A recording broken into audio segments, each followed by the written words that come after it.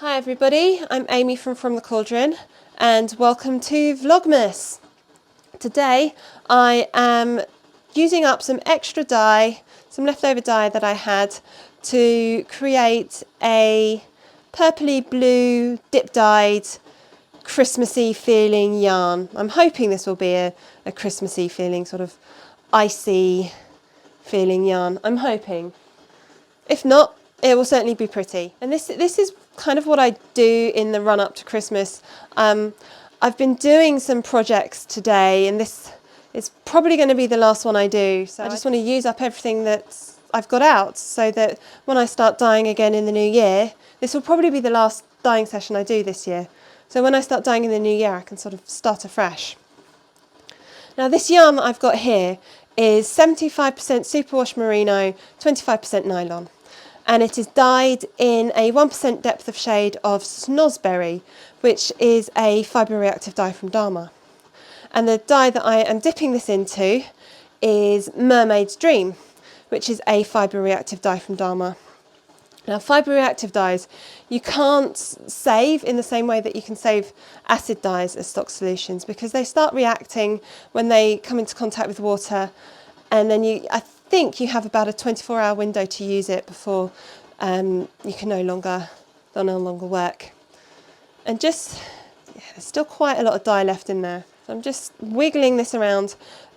This yarn has been soaking in water and vinegar, but I wasn't quite sure what I was going to do with it. And there is vinegar in here as well. So this is getting a little bit too much purple. I'm wiggling it around like this to try and get access to all of the yarn. I'm hoping this will look a bit icy. Maybe I'm just fooling myself, but it does look like the water running off of this is clear, so it is binding to the yarn, which is fantastic.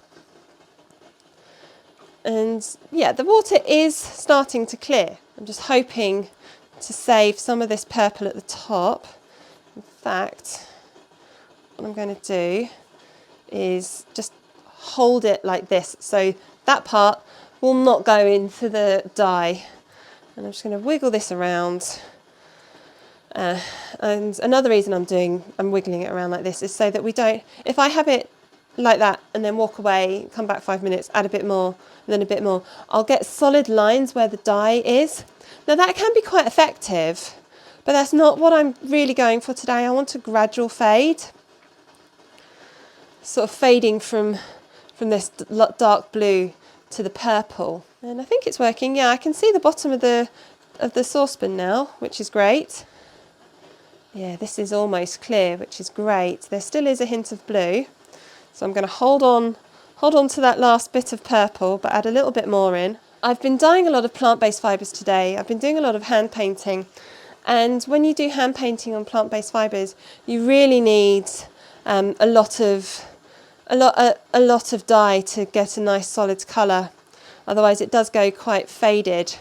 So I didn't measure out, and that's why I've been using it in multiple projects today. And it is still quite dark on the bottom there, which is great. And it looks like that has almost completely cleared, which I'm really super happy about. I think there's a tiny hint of blue left. So again, I'm still going to hold on to that purple. It's only taken about 5 minutes to do, which is fantastic.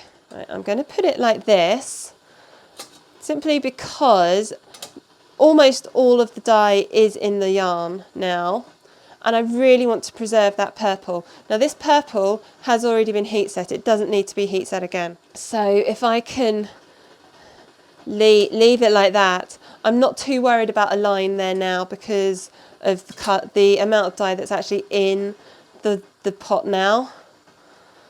I don't think it's going to make too much of a difference. So I'm now going to leave this on the heat to heat set for probably about 20 minutes. This yarn has completely cooled down now, so let's wash it in cold tap water. There wasn't any dye left in the water, so I'm not expecting there to be any runoff. No bleeding at the moment. I'm just going to add a little bit of washing up liquid. This will just help to remove any extra dye, get rid of that vinegar smell. Blues can be quite temperamental, so this could encourage a bit of the blues that haven't bounced to come out. Actually, that's looking pretty good. I am happy with this. So I am just going to rinse this through and then I can hang it up to dry. And here is the finished yarn.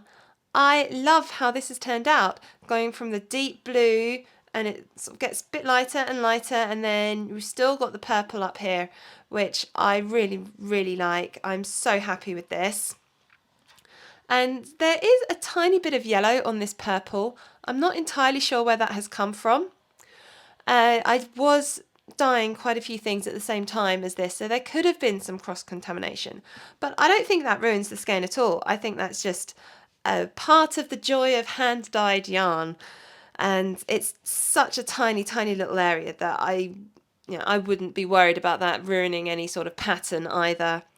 And I really like how, if we look at the paler blue side, you can see some of the bits of purple coming through in that blue, and I really like this. I think it has exceeded my expectations. I'm so happy with this. And when it's wound up like this, you can really see the coloured fades from that dark blue to the light blue.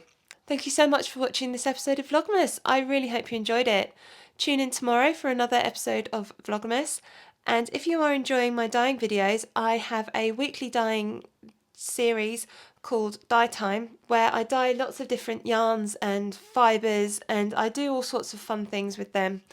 So there should always be something interesting to watch on my channel. Leave a comment down below, let me know what you thought of this video. What do you think of this series? I really hope you're enjoying it, and thank you so much for watching.